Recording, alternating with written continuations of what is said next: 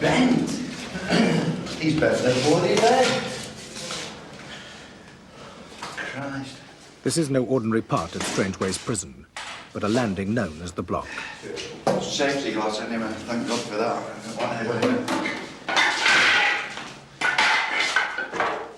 It is a place where tension and hostility lead to scenes like this. For the only way the prisoner who occupied the cell could express his frustration was to tear it apart. Table, chair, bed, windows. Windows, that's safety glass, I don't know what it is.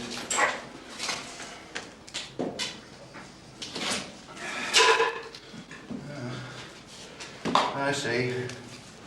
He's been taking the cure.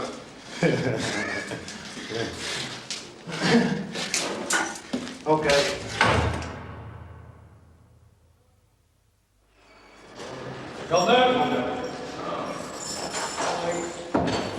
For Norman Brown, the governor of Strangeways, a routine morning inspection of D1, the official name for the Block, which is both a segregation unit and punishment landing. It is the ultimate sanction the prison has to deter those men who would flout its rules. In this part of the landing, the punishment cells, prisoners are not allowed to smoke, possess a radio, decorate their walls, or lie on their beds during the day. They stay here on average 7 to 14 days. But there are other prisoners down here who have become almost permanent residents of D1. They are considered too subversive to live in the main prison. They can spend the whole of their sentence isolated on the segregation half of this landing.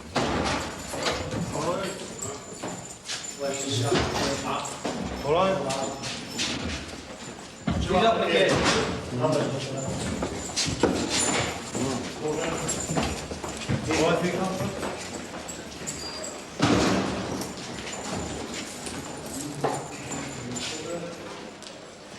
Strangeways also receives men from other prisons destined for the Block.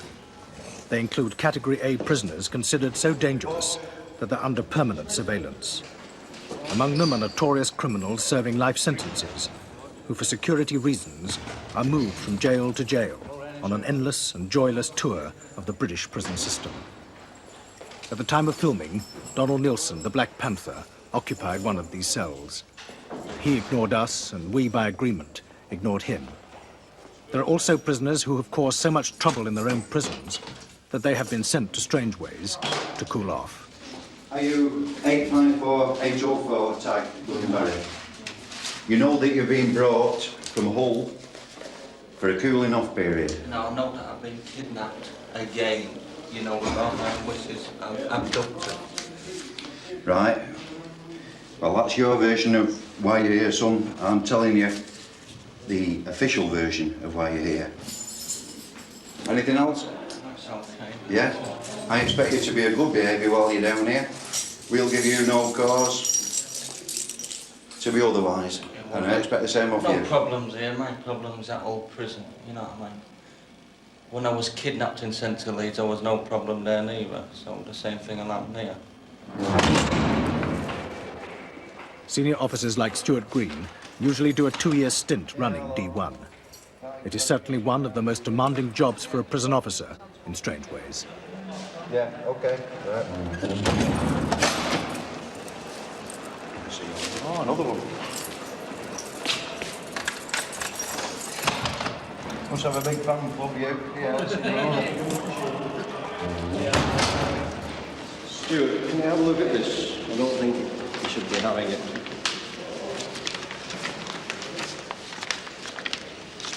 Oh, God.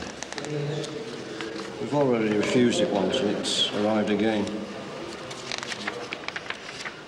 We'll be issuing acts or catalogues next. Yeah. So I'll put it to his property.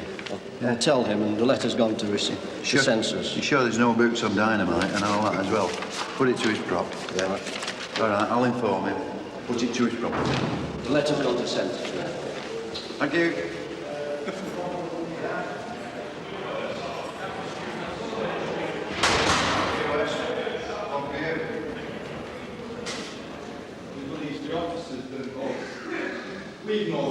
As long as you can continue to act in a childish manner, Not a childish manner. you can expect to be treated like a child. We've no rights whatsoever, no matter what we do wrong, we've no rights.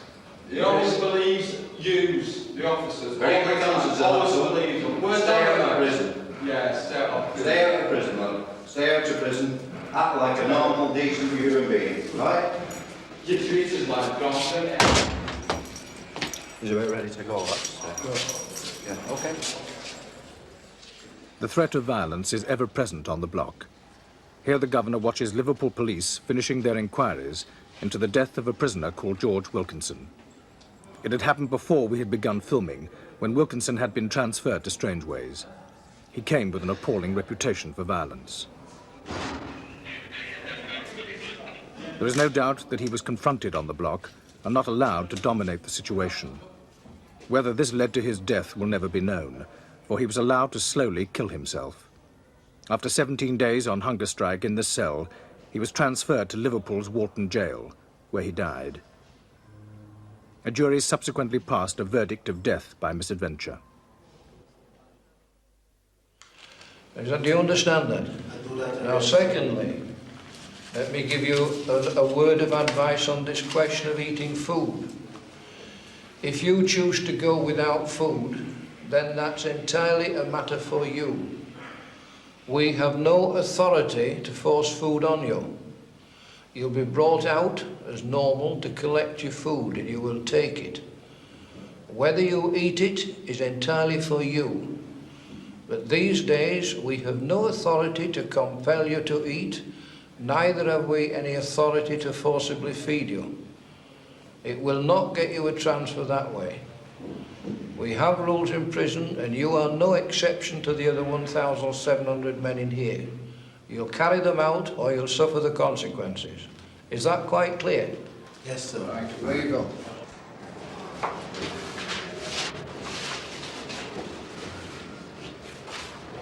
What's the name? It's on the bookmarker, you know. They're very religious. Well, if you take them, Listen, take don't them. argue. You've been told once. We don't have to tell you again. Starting wrong here, pal.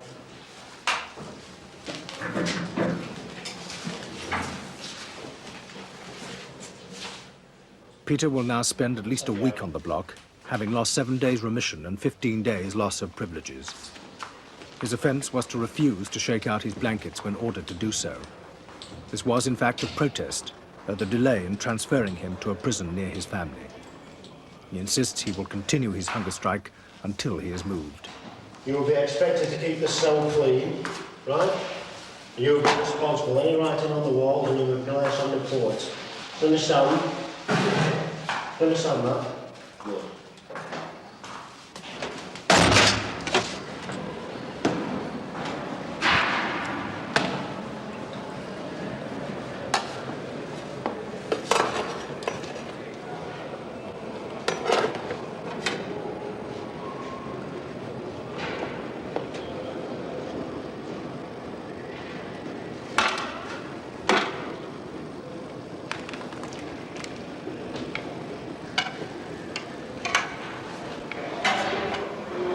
Don't sports. Would make no difference. I ain't eating it anyway, so it makes sense wasting it. Well, that's up to you whether you take it or not, whether you eat it, you know. Entirely up to you. Do you want some? No was the reply. A bit more for everybody else, isn't it? Yeah. Bow down that we may go over, and thou hast laid thy body as the ground and as the street to them that went over. Awake, awake. Peter is a Rastafarian, a member of a West Indian-inspired religious sect, which is not recognized by the prison authorities. O Jerusalem, the holy city, for henceforth there shall no more come unto thee. After 3 days, Peter stepped back from the brink and came off his hunger strike. Shake thyself from the dust, arise and sit down, O Jerusalem. 2 weeks have elapsed since Glyn was transferred from Hull. Being shanghaied, as it is known, from prison to prison, seems only to have fueled Glenn's feelings of hatred for the prison system and contempt for places like the block. Serving a 5-year sentence for robbery, he has almost succeeded in his perverse aim of losing all his remission. He has committed over 70 offences against prison discipline, among them many fights with prison staff. He has asked to see Mr. Hall, a prison welfare officer.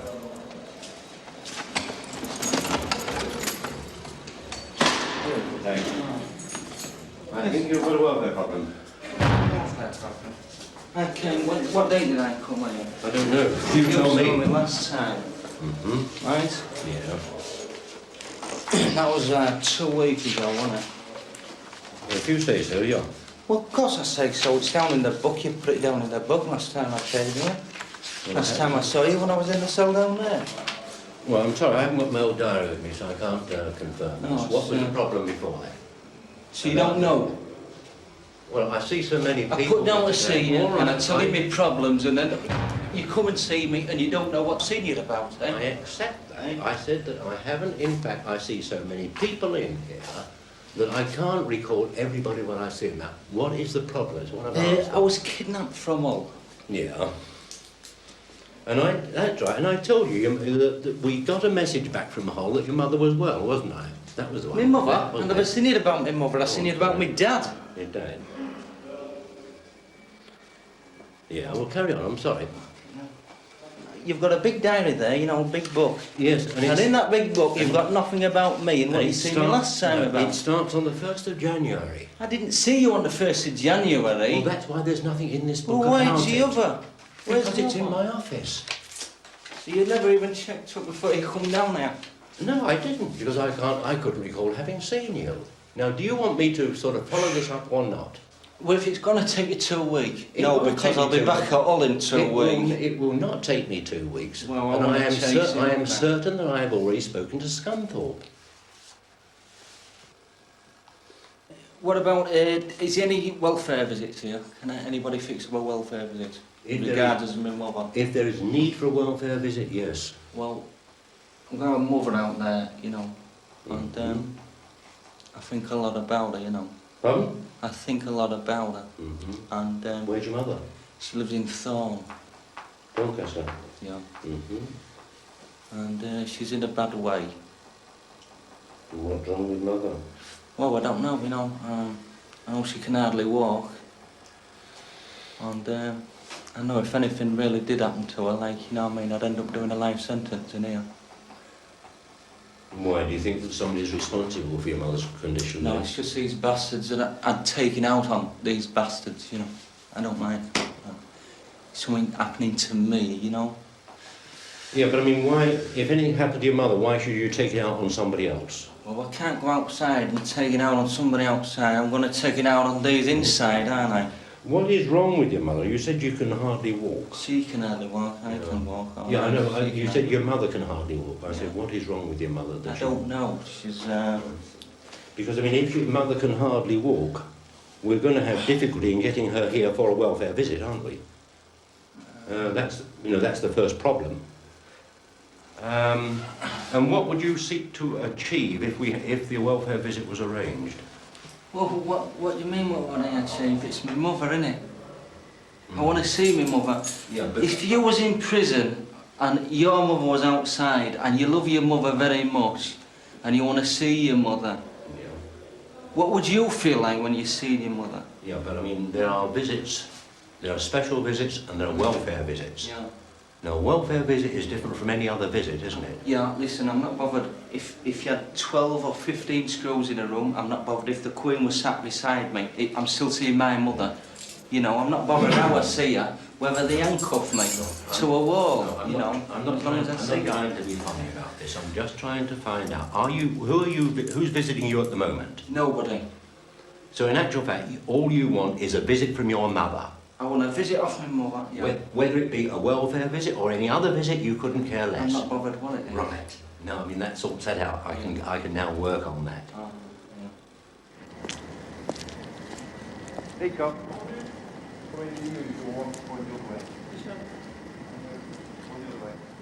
Barry is the longest serving inmate on the block. Because he causes havoc by his compulsive sexual advances to other prisoners, he is not even allowed to walk in the same direction as the others on exercise. Barry is serving 3 years for sexual offences.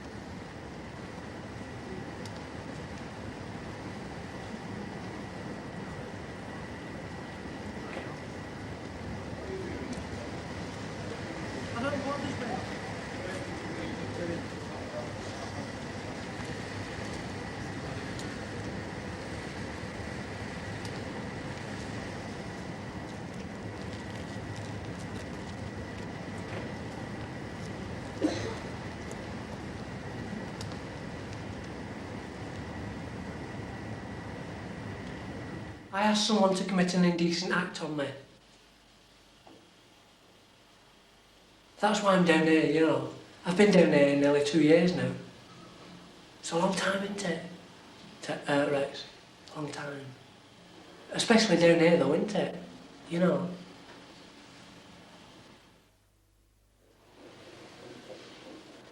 What are your feelings when you see men around you? Someone I like Rex. As if I want to make love to them, you know.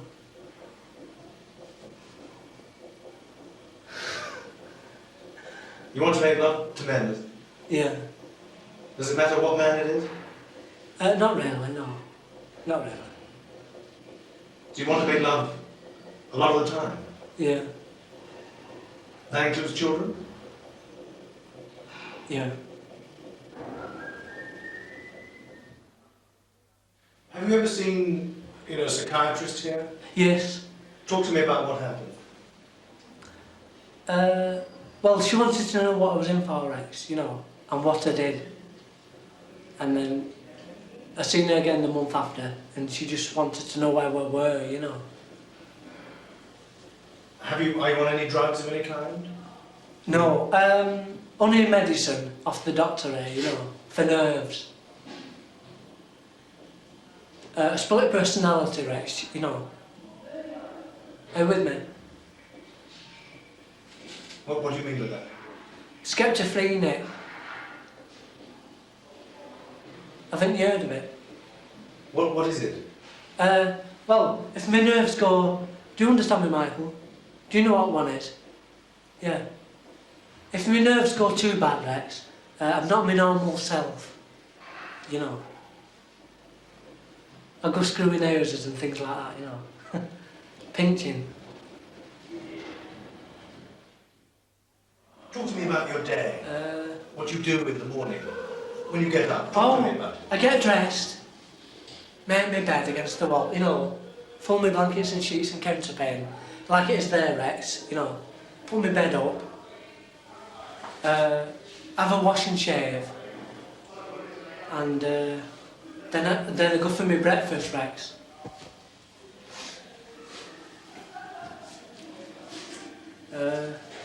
I wash and shave after I've had my breakfast. And then I'm locked up till the doctor comes round, or the governor, to see me whether I'm alright or not, you know.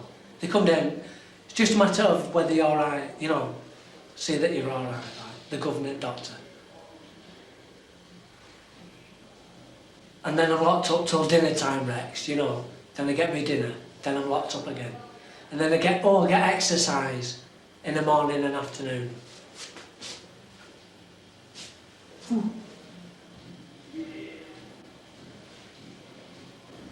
Crawling up my leg.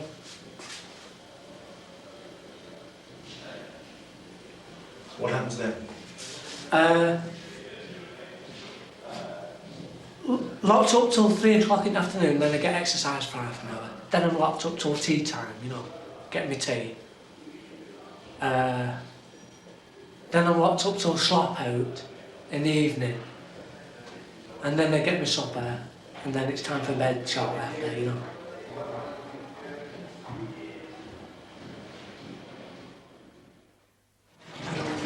I think it's clear. But what do you think it is? Right.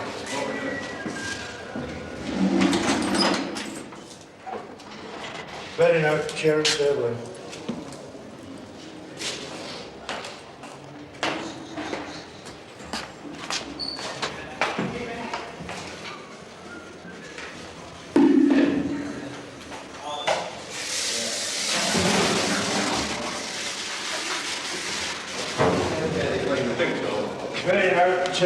chair and table in.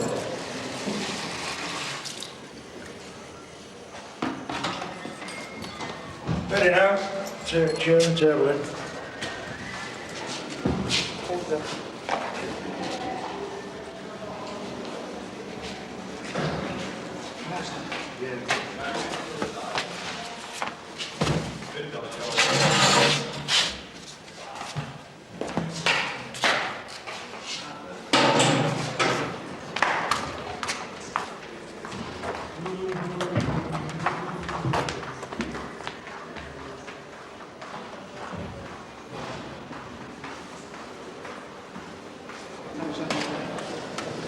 How many pieces of liver would you like? How many can I have, please, sir? One, of course. Thank you, sir. I mentioned it. You could have had more, but it's been a bad year for liver. There's been a strike in Liverland. Carry on. Sir. Carry on. Thank you, sir.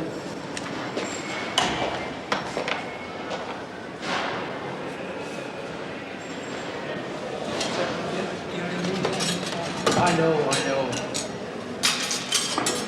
You don't mind, do you? Not at all. Retribution will be swift. Is that right, sir? Carry on, yes.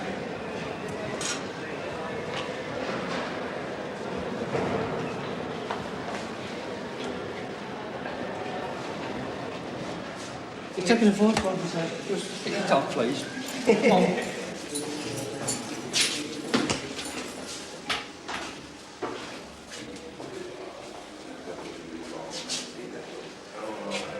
Okay.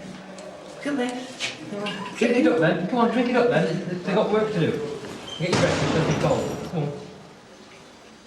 Okay. Come on then.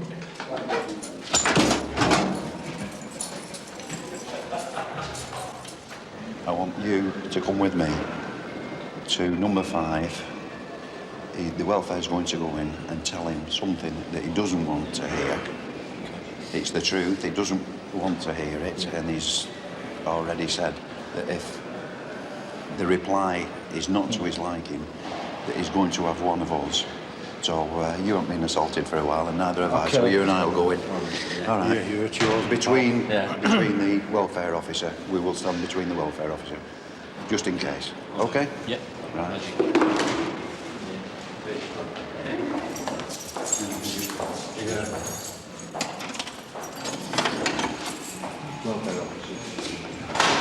Sorry. Mr. Jack, I saw you yesterday, and I told you I asked Mr. Hodgson to Doncaster to see your mother. Yeah. She's suffering from an arthritic spine and is in a spinal jacket. The other thing I've got to tell you is that your mother says she will not visit you in Manchester. Not visit me in Manchester? Well, there's a little bit of hope that she might see me ill. Well, that may be, but I mean the important factor as far as you're concerned is that with your brother living with your mother at the moment, Yeah. that there is a contact there between you and your mother through your brother. Yeah, the jacket thing, what is it? You know, Well, it's a plaster jacket. In other words, she's got arthritis of the spine. so she can't walk then? Well, yeah, she can walk, but what these With difficulty. with difficulty. But the spinal jacket, in actual fact, keeps the spine rigid, so that she can't, in fact, strain it at all. But it's normal practice, and she apparently is quite well and happy in this situation. Well, you know, I mean, I thank you for what you've done, you know, I mean, I played over with it the other day, but, you know, you've sort of moved, you know, I've done what I said I could do, you know, and I've got the news. It may not be good news, Yeah, but I've got the answers that you asked for. yeah, Okay? okay, yeah. Okay.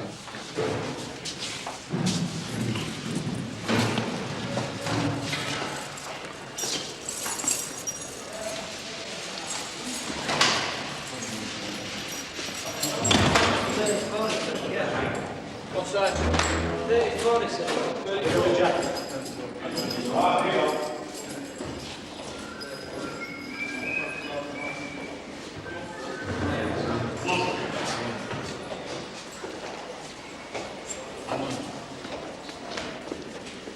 Say it again, Rivalries, threats, occasional violence between prisoners are the stuff of life on the block. We learnt that a prisoner had been beaten in the showers between the adjoining landings of C1 and D1. Even our presence could not lessen the obvious tension.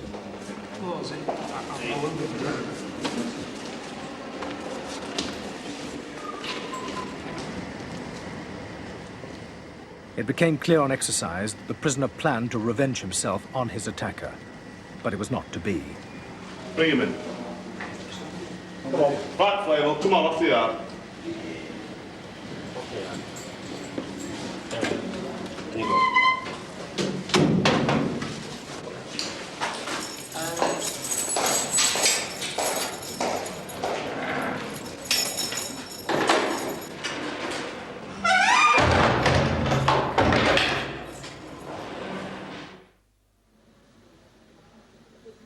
In the adjudication to follow, we will witness the operation of Conn's law. A prisoner must never testify that another inmate is guilty of an offence, even in the face of blatant evidence to the contrary. Will you tell me in your own words exactly what happened during this incident outside the bathhouse? Well, I can't actually say he assaulted me. Tell me exactly what happened, that's what I'm asking you to tell me. Well, I was walking past and I stood on the man's toe accidental, you know, and whether he swung round, I think he swung round and pushed me, you know, away, didn't, with his open hand. His fist was clenched at no time, you know. Norman has been in prison several times before, and he is currently on the block awaiting a further trial for slashing another prisoner. So, from where I am sitting now, you've got a very badly bruised left eye. well, And you've also got scars on your forehead. How long have you had those? well, I've had scars on my forehead all my life. What about the black eye that I see? That eye fell in the shower, sir. I slipped on a piece of soap. When? Yesterday morning, sir. Yesterday afternoon, sorry, sir. Was this immediately before this incident?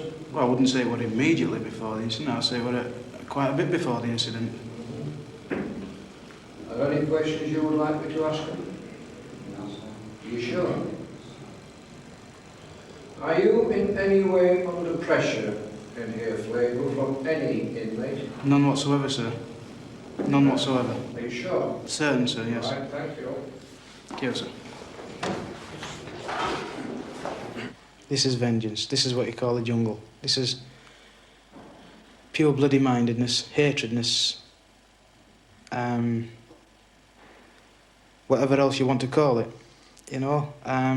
But you must be realistic. You know, you cannot let a man pick on you, because if a man picks on you, he's going to continue to pick on you, and he's going to let, you know, there's other people then going to pick on you, and before you know where you are, the entire jail's going to start picking on you, and you're going to be a mug, you're going to be a Joe, you're going to be somebody skivvy, somebody that runs about for other people, and I'm nobody like that. I run about for nobody.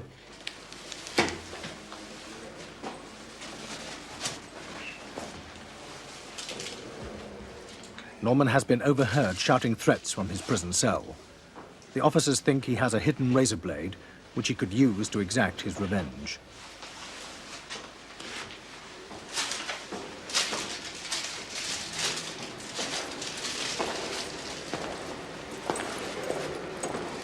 Have you got anything you shouldn't have? Nothing at all. You're quite sure? Positive. See that in just a few moments, whether that's the truth.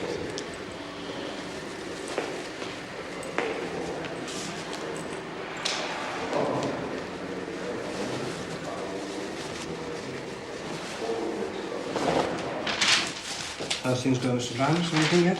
Nothing yet, Jim. I'm progressing slowly but surely. But you know yourself, they're an awful difficult thing to find. You can hide them anywhere, you know. I want you to be very thorough about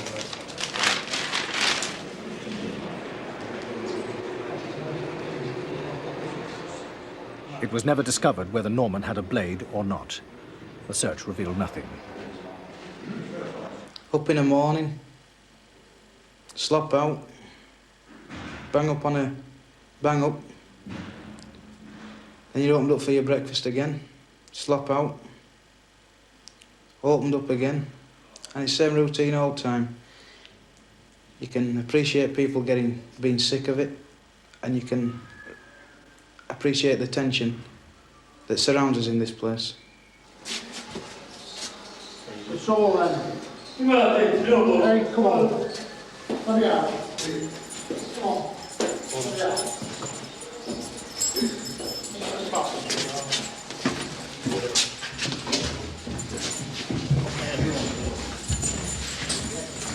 Bernard has been caught with a forbidden cigarette. No tobacco is allowed on the punishment half of D1. The flare-up that followed now leads Bernard to what is known as the strip cell, the block's final answer to those whose frustrations boil over. Bernard will be stripped naked, placed in a canvas tunic, shut in an almost soundproof cell with no furniture and almost no light.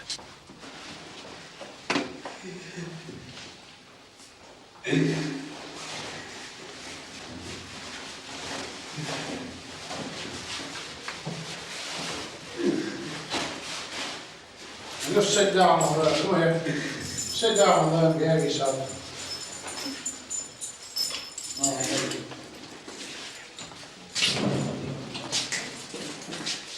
Official permission should really be obtained before a man is placed in conditions that come perilously close to sensory deprivation. Inevitably, as in this case, it is the officers on the spot who decide. After 1 hour, he is taken back to his cell. Right, boys, come here, lad.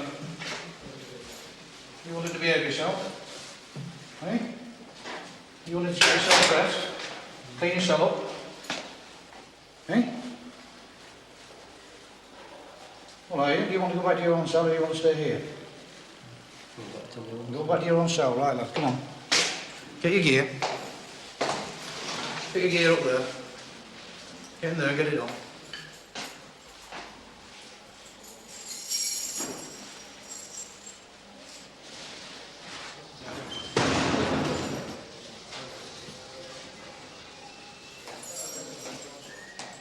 The official safeguards have been activated. Bernard has been briefly examined by a doctor. The governor has been informed. 2 members of the Board of Visitors, who by chance were on a routine inspection of the block, have taken note of his anger and bitterness. Get your shoes on. Get your slippers.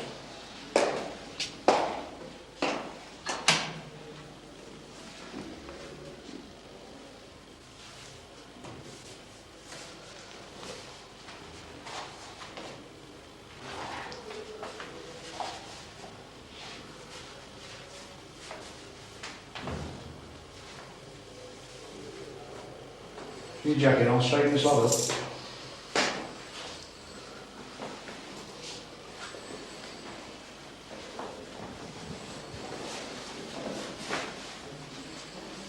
Right, get it straightened up, I'll be back for you in 2 minutes.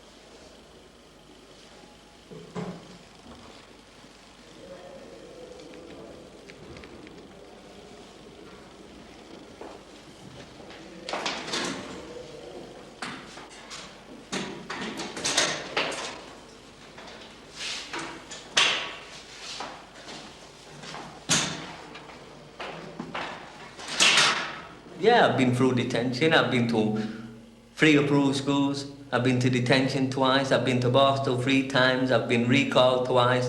And I've been to prison 3 times. Plus a YP sentence of 2 years. You know. And yeah, I know. And I'm a banker's bet to come back to prison. So they say. They don't know that. They don't know how a man can change or anything like that. They just say he won't change. What I'm saying is, when the time comes for me to change, there's one sure thing. This place won't change me, or a borstal, or a proof school, or a detention. It won't change anybody. All it does is gives you a bad insight to society and you want to get back at it, until you realise then, when it's too late, you can't get back at society because it's all together. If you want to get back at the judges, you can't. You're just better off forgetting all about it. Or you're wasting your time trying to get back at the system because you just can't beat it. And that's it. And all the book, security, they've already given it.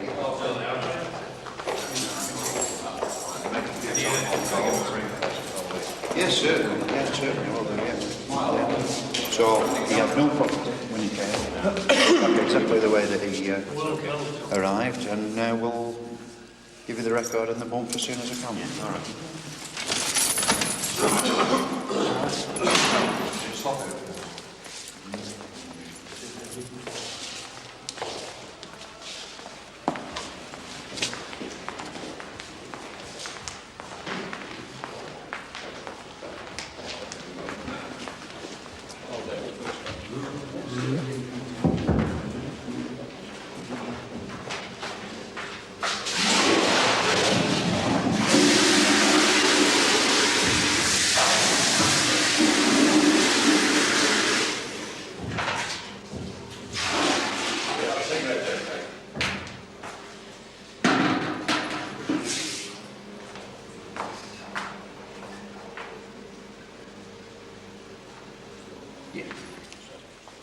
Glyn's 28 days in Manchester are over.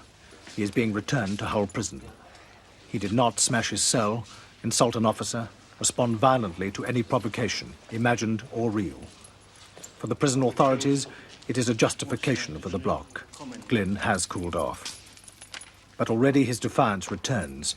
He will go as he came, with no shoes and no jacket. His deeper problems have not been answered, but that is not the concern of D1. Strangeways punishment landing, known as the block. What? I come in nothing, I'm going in nothing. You want do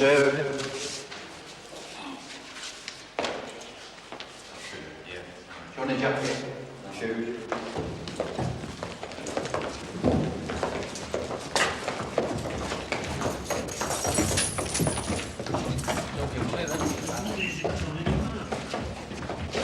Yours, isn't it?